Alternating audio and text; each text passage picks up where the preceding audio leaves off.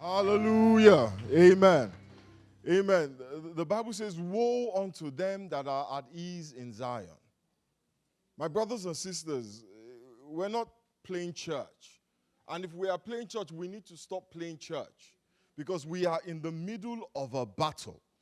Amen. We are in the middle of a conflict. The kingdom of darkness is not playing games. Amen. They are in it to win. And the prize is just too expensive for us to turn our backs and let it go. Turn your Bibles with me this morning to the book of Ephesians, the 6th chapter. And I'll read from the 12th verse. Ephesians chapter 6 and verse 12. The Bible says, for our struggle is not against flesh and blood, but against the rulers, against the authorities, against the powers of this dark world, and against the spiritual forces of evil in heavenly realms. The Bible says we do not wrestle against flesh and blood, but against principalities, against powers, against the rulers of the darkness of this age, against spiritual hosts of wickedness in the heavenly places. You know, last week we established from the scriptures that we are in a conflict. We are in a battle. We are at war with a well-organized and laser-focused spiritual army. The Bible tells us that their goal, their only goal, my brothers and sisters, is not to make friends with you. Their goal is to steal, to kill, and to destroy. Your faith, your peace, your sense of dignity, your joy, your progress, your fruitfulness. The enemy does not want you to fulfill your purpose in life. The enemy does not want you to fulfill your potential. The enemy does not want you to achieve what God has ordained for you to achieve. He does not want you to be where God wants you to be. He does not want you to have the experiences that God wants you to have. He does not want you to move forward in life. He wants to keep you down. In this conflict that we are in, my brothers and sisters, you do not have the option of choosing if you will fight or not. You do not have the choice to decide. You cannot walk away. You know, when we're growing up, my mother used to tell us, if somebody wants to fight you, walk away. Hallelujah. You don't have that option. You cannot walk away from this fight. You cannot turn your back on this fight. You cannot bury your head in the sand and hope that this fight will go away. You cannot cover your head with your pillow and hope that, you know what, when you wake up, it will all be better. You cannot take Xanax and think it will solve the problem. The enemy is determined. Tell your neighbor, determined. The enemy is determined to fight, and the enemy is engaged in the battle. The only choice we have is whether we will win or we will be destroyed. The only choice we have is whether you will keep your faith or you will lose your faith. The choice before you today is whether you will keep your peace or you will lose your peace. Whether you will keep everything that God has given you or whether you will lose it. The choice you have today is whether you maximize potential or not. Amen. There's no in between. When I first got saved, a man once said, tell God and the devil to leave me alone. Just tell both of them I am not interested. Let me just live this my life. It doesn't work like that. If God leaves you alone, the devil got you. Amen? There's no Switzerland in this battle. There's no neutrality. It's either you fight or you die. But the Lord tells us that our enemy is not flesh and blood. But unfortunately, too often we focus our attention and even our prayers in the wrong direction and on the wrong things. We said last week the police officer is not the enemy. The immigration officer who denies your visa applications unjustly is not the enemy. Your boss at work with unreasonable deadlines and unattainable standards of excellence is not the enemy. Your auntie in the village who had a beef with your mother even before you were born is not the enemy. The Bible says we are not fighting against flesh and blood enemies, but against evil rulers and authorities, not in this world, but in the unseen world. Against mighty powers in darkness, and against evil spirits in heavenly places. In fact, you know, the Bible calls it spiritual wickedness. You know what wickedness is? Unreasonable and irrational evil. Evil that does not make sense. Evil that is just because. In Matthew, the 11th chapter and the 12th verse, the Bible says that from the days of John the Baptist until now, until today, the kingdom of God is under a violent assault by the kingdom of darkness. And only those who are militant in their spirit will receive what God has ordained for them. The kingdom of God is under an assault. The church is under attack. And the church is not a building. The church is not an organization. The church is you and I. If the church is under attack, that means that you are under attack. My brothers and sisters, let me tell you the truth. You are in a battle for your soul and your faith and your joy and your peace, your prosperity, your wealth. You are in a battle for the souls of your children. And you are not fighting against flesh and blood, but against spiritual forces that we cannot see. They are the ones who want to keep you down. They are the man who is trying to step on your destiny. They are the ones who do not want you to prosper. They are the ones who do not want you to marry. And if by chance you slip away from their grasp and you do marry, they are the ones that want to make sure that your marriage ends. Because if they can end your marriage, they not only mess you up, they mess up your children and they mess up your children's children. So the stakes are too high. They are the ones who do not want you to have joy. Your boss is not the problem. The in-laws are not the problem. And certainly, the police is not the problem. Because without the police, what you would have is anarchy. We don't like the police, but you know what? I'd rather live with the police than without the police. I have lived in a place where there was no police.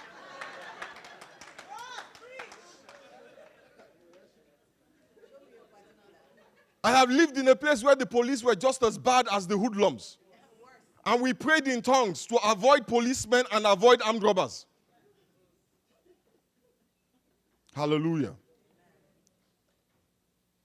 It is the spiritual forces that want to keep you down. They are the ones that do not want you to lift up your head by having a good marriage, by having a successful career. They are the ones that want to keep you down by keeping you in debt. They are the ones that want to keep you down by keeping you sick. It is not flesh and blood. But praise God, the Bible says in Psalm 62 verse 7, my victory and honor come from God alone. He is my refuge. He is a rock where no enemy can reach me. In Psalm 3 verse 3, the Bible says, you, O Lord, are a shield about me. My glory. Hallelujah. My glory and the one who lifts up my head. That means the one who does not allow them keep me down. The one who does not allow them destroy my finances to keep me down. The one who does not allow them destroy my marriage to keep me down. The one who does not allow them destroy my dignity so they can keep me down. The one who does not allow them take my sanity so they can keep me down. That is why the Bible says that no weapon that is formed against you shall prosper. And every tongue that will rise up in judgment against you, God will condemn. He says that when they gather, because he is not in their gathering will fail. He is my glory. He is the lifter up of what? My head. Hallelujah. We are in a battle, my brothers and sisters, but we are not defenseless. We are not powerless. God has given us tools. He has given us weapons with which we can fight the enemy. The Bible says in 2 Corinthians, the 10th chapter and the 4th verse, it says, for the weapons of our warfare. That means we have weapons in this war. Hallelujah. That means we have weapons in this war. It says, for the weapons of our warfare are not carnal, but they are mighty. Amen. Can I get a witness? They are mighty through God to pulling down strongholds, casting down imaginations, and every high thing in the spiritual or in the physical, every high thing that exalts itself against the knowledge of God and brings into captivity every thought, the thoughts against me, the negative thoughts to keep me down, to the obedience of Christ. The weapons of our warfare are real. They are powerful. but they are not carnal. You know what that means? It means that our weapons are not of this world. They are not earthly. They are not made with the hands of men. We do not fight with AR-15s. Did you hear me? Yeah. We do not fight with AK-47s. We do not fight with Glocks. We don't climb on rooftops with sniper rifles. Because the weapons of our warfare are not carnal. Our battle is against spiritual beings that cannot be seen. So our weapons must also be spiritual. Bullets cannot kill a spirit. Hallelujah. You cannot stab a spirit. Knives cannot destroy spirits. You can get a bazooka, you can get a howitzer. They have no consequence in the spiritual realm. The only thing that works in the spiritual realm, the Bible says, are spiritual weapons. So what are these weapons? You know, every soldier goes to battle with 2, maybe 3 weapons. A primary weapon, which is usually these days the AR-15 assault rifle, and then a pistol or a knife. This morning we're just going to talk about 2 because I don't have a lot of time. The Bible tells us in Ephesians chapter 6, verse 17. It says, take the helmet of salvation and the sword of the Spirit, which is the what? The Word of God. The Word of God, my brothers and sisters, is like a sword in the spiritual realm. You know what? If the Bible was written in 2016, it wouldn't say, take the sword of the Spirit, which is the Word of God. It would say, take the AR-15 of the Spirit. Amen. Or take the AK-47 of the Spirit. Or take the Glock of the Spirit. But it always ends up saying, which is the Word of God. You know, the Bible says in Hebrews chapter 4, verse 12, that the Word of God is sharper than any two-edged sword. That means it is more deadly than any rifle you can think about. It is more deadly than any assault rifle that has ever been made. But you know what? I see a lot of us here every Sunday, so I know that we know. Well, let me rephrase that. I hope that we know that the Word of God is a sword in the spiritual realm. Do we know that? How many of us know that? If you know that, shout hallelujah. Hallelujah. Almost everybody. Praise God. But the challenge that many of us have is, how do we use this sword? How do we wield this sword? If you go back to Matthew chapter 4 and verse 1, you will see Jesus Christ himself demonstrating to us how to use this awesome weapon that God gave us. Matthew chapter 4, I'll read from verse 1. Then Jesus was led by the Spirit into the wilderness to be tempted by the devil. After fasting 40 days and 40 nights, he was hungry. The tempter came to him and said, if you are the Son of God, tell these stones to become bread. And Jesus answered, it is written, man shall not live on bread alone, but on every word that comes from the mouth of God.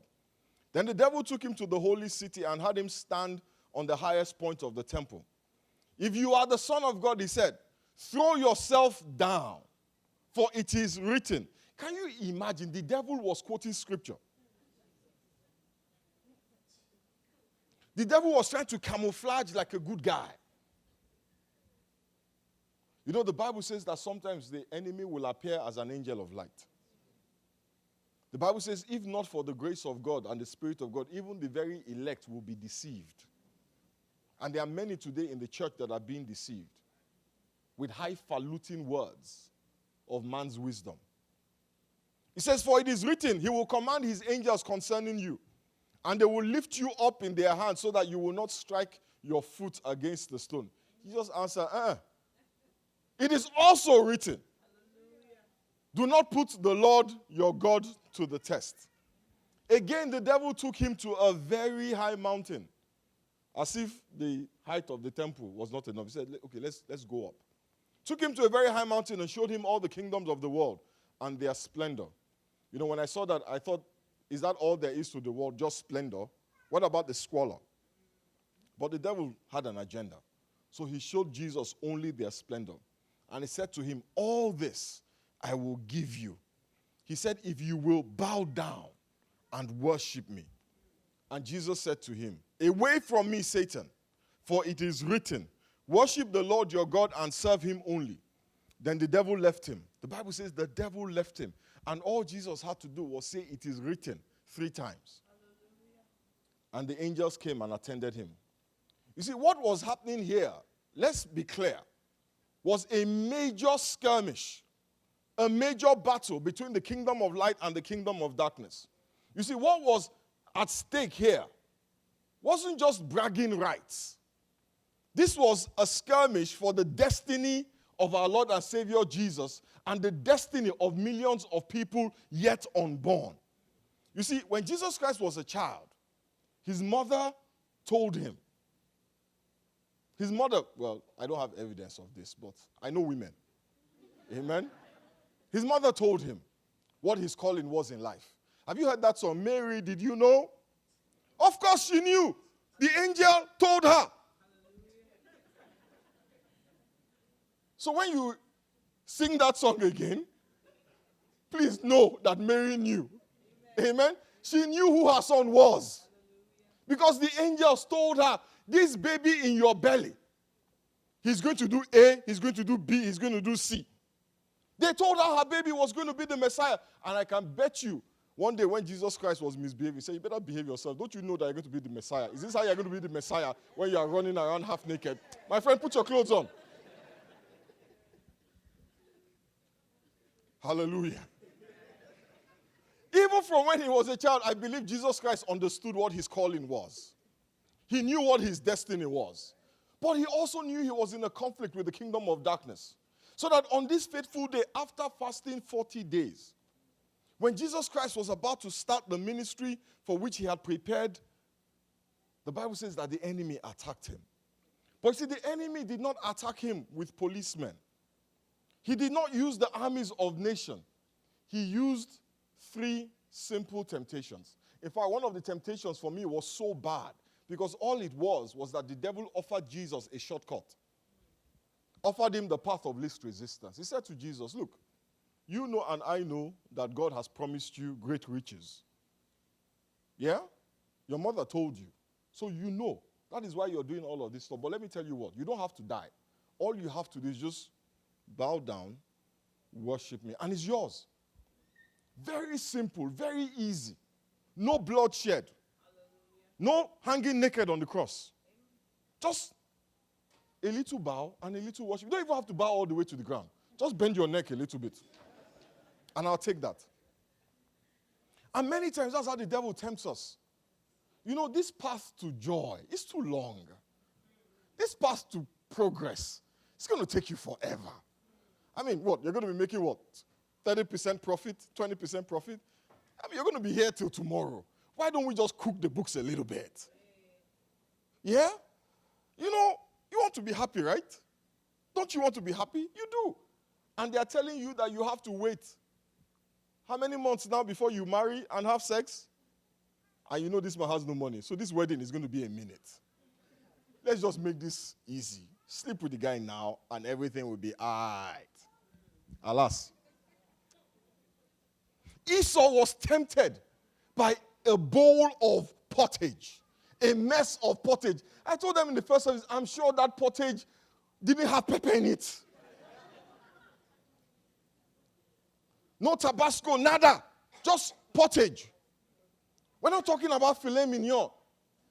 You know, grilled to perfection by the expert grill masters of Texas. Just a mess of pottage cooked in the wilderness. And look at the price he paid for it.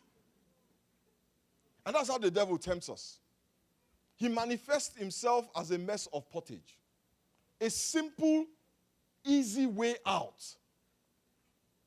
Imagine if Jesus Christ had given up, given in to his ego, to his hunger, or even to his vanity. Where would we be?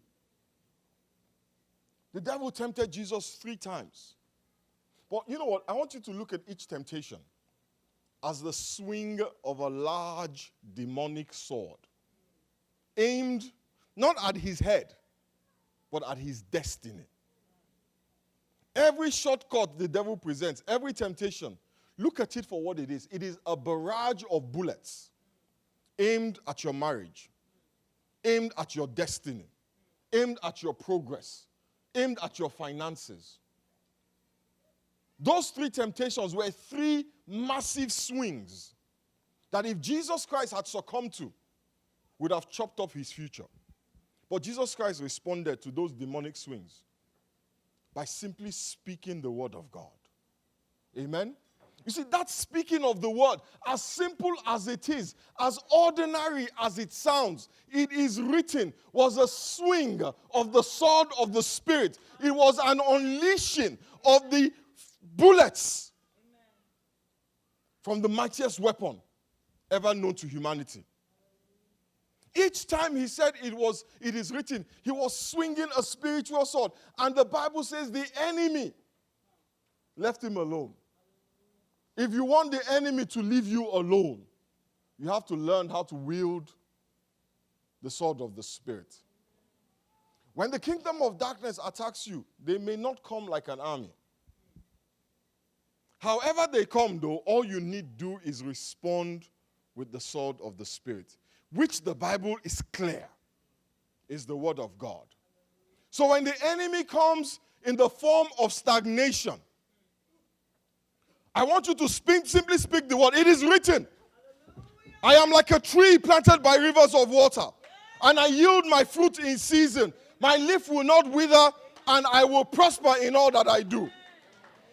When he comes like poverty, you have to speak the word of God. It is written, I have been young and now I am old. I have never seen the righteous forsaken, nor his seed beg for bread. When he comes at you like sickness, you have to speak the word of God. It is written, he was wounded for our transgressions. He was bruised for our iniquities. The chastisement of our peace was upon him, and by his stripes we are healed. When he comes like depression, you need to say to him, it is written, the Lord himself goes before me. He will never leave me nor forsake me. I will not be afraid. I will not be discouraged. And the Bible says he will leave you.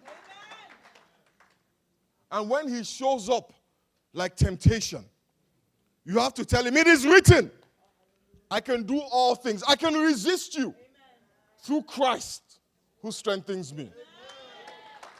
The word of God, my brothers and sisters, is the sword of the Spirit. And when you use it, the Bible says the enemy will flee from you. But it's so simple. It is so ordinary. It is not sophisticated. We can't wrap our minds around it. So we put it down. We ignore it.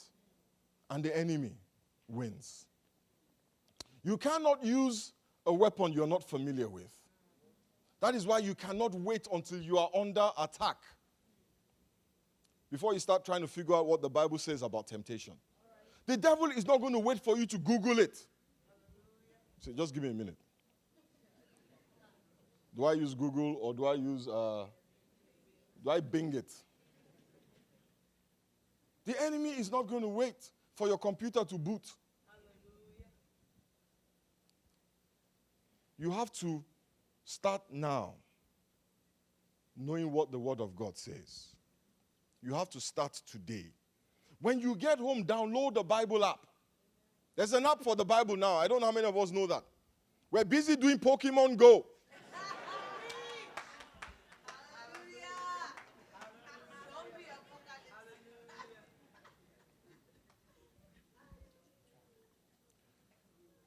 And when that scripture pops up, you just move out of the way. Let me catch this one. And you miss the equipping of the Holy Spirit. Set an alert in your Bible. Set an alert in your phone, to study your Bible. So that in the day of adversity, you will be prepared to wield your weapon. You know, I said there were a few weapons of war. There's a second one that I have a few minutes, so I'm going to talk about. And that weapon is love. You see, I said earlier that the devil will work through different things and different people. When you are dealing with the devil or the kingdom of darkness walking through or manifesting itself through a human being, yeah? The most powerful weapon is love. When the instrument of darkness is another human being, you must remember that that human being is not the enemy. You see, when the devil manifests through another human being, I believe that is the most insidious attack of the enemy. Because, see, we can see a person. And because we can see a person, we know how to deal with that person. If I bring a gun now, you'll be dead. But let me tell you what, darkness only breeds more darkness. And hatred only breeds more darkness.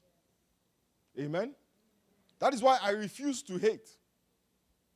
It doesn't matter the color of your skin, because see, once I start to hate, what I have done is that I have created a fertile environment for the devil to operate. I have moved away and I have moved into his arena, the place where he is strongest, where hate thrives. So when you say you hate your spouse, let me tell you what you're doing. You're setting fire to your own house. Because what you're doing is that you are opening the door to the enemy. I told them in the first service, the devil can use your spouse to destroy your marriage. I know some people will say yes to that. You know what that means? The devil can also use you to destroy your marriage. You know how many times the devil tried to use me to destroy my marriage? You know how something just enters your head? You just wake up in the morning and something just enters your head. And your wife says, good morning. I say, what is good about it? And you and her agreed yesterday night that we're going to take the kids to the zoo. Yeah? But something has entered your head. And she says, babe, about the zoo. What zoo? Listen, woman, if you mention zoo to me one more time, I will show you who is the head of this house. The devil has entered your head. You think you're in a bad mood. You're not in a bad mood. The devil is using you. He wants to destroy your marriage. Many times, something entered my head. If not that my wife knew the scriptures, my house would have been on fire many times. And eventually, I would have destroyed it. And what is the scripture of which I speak? Turn with me to Proverbs chapter 15, verse 1.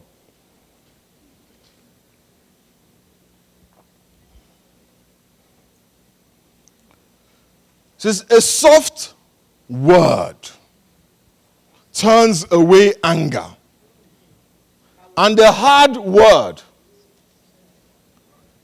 it stirs it up. So when that thing enters my head, and I said to my wife, you this girl, the thing I'm going to use your eye and see in this house. And she says to me, you this man, the thing I'm going to use your other eye and see in this house. You know what happens? The house will, I will just be like, oh really, you want to fight me? And we'll fight. But if she says, baby, what would you like to eat? I said, I will show you pepper. I said, what would you like to eat? You know, after a while, you start saying to yourself, whatever it is that's in my head, come out.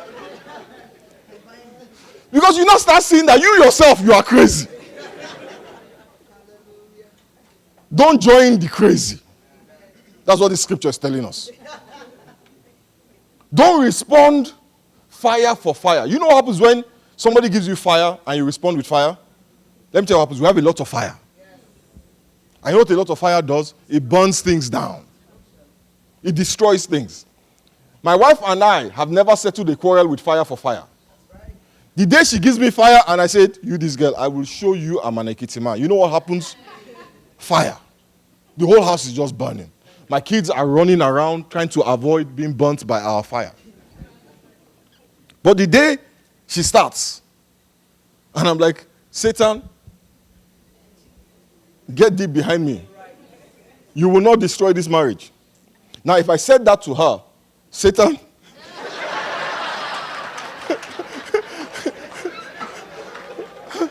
you will not destroy this marriage. And I know, you see, and that's why I said, you have to know how to use this weapon. Because some of us will say, oh, they've sent you to me today. What happens? Can I tell you what happens? It blows things up. It blows things up. So when she starts, I find love. I find love. It calms her down. When I start, she finds love. Hallelujah. It calms me down. Because there are days when I start, you guys think I'm nice? Woo. Sometimes I wake up and something just enters it enters a lot. That's how I know you guys are not praying for me.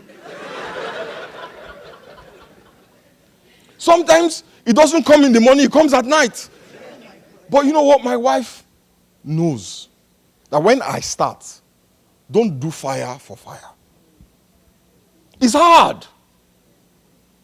It is tough when somebody comes at you out of nowhere.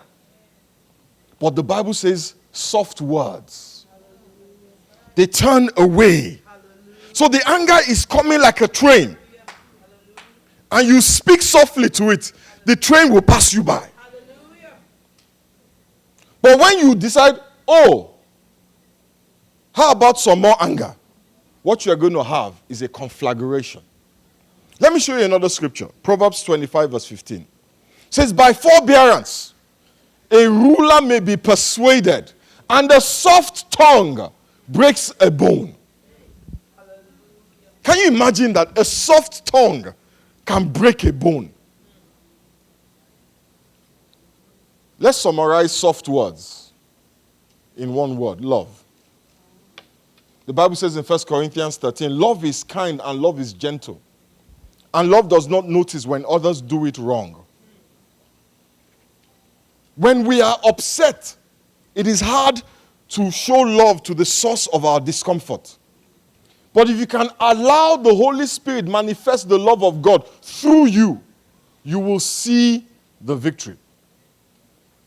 You will see, because that's what you want, is victory.